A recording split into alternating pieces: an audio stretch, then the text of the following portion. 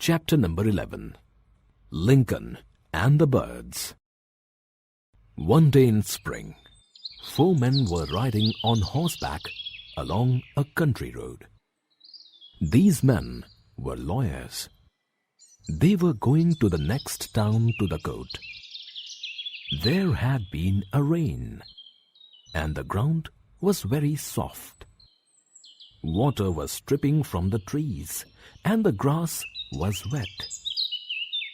The 4 lawyers rode along, one behind another, on the narrow pathway. The mud on each side was deep. They rode slowly and talked and laughed and were very jolly. As they were passing through a grove of small trees, they heard a great fluttering over their heads and a feeble chirping in the grass by the roadside. Stith, stith, stith, came a sound from the leafy branches above them. Cheep, cheep, cheep, came a sound from the wet grass. I wonder what could be the matter here, said the first lawyer, whose name was Mr. Speed. Oh, it's only some old robins, answered the second lawyer, whose name was Mr. Hardin. The storm has blown 2 of the little ones out of the nest. They are too young to fly, and the mother bird is making a great fuss about it. What a pity. They'll die down there in the grass, said the third lawyer, whose name I forget. The fourth lawyer heard the whole conversation intently and looked very concerned and sorrowful.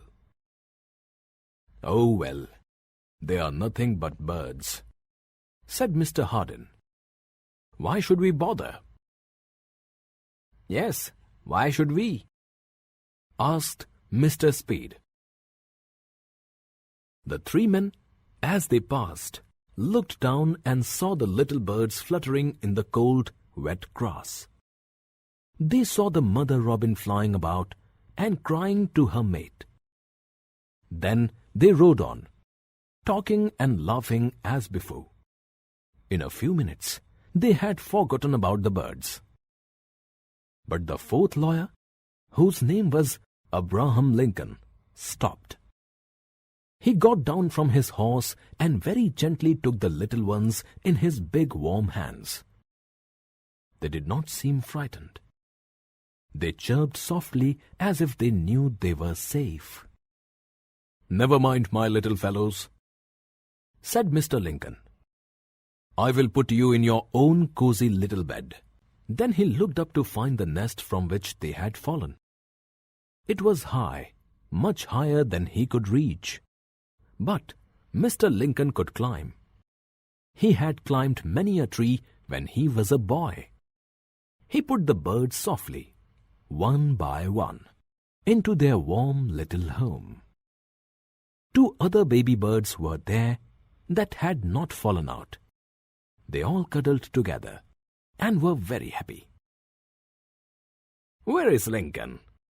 Asked one of the lawyers as he realized that Mr. Lincoln was not with them. All others were also surprised to find that he was not with them. Do you remember those birds? Said Mr. Speed. It is very likely he has stopped to take care of them. In a few minutes, Mr. Lincoln joined them. His shoes were covered with mud. He had torn his coat on the thorny tree. Hello, Abraham, said Mr. Hardin. Where have you been?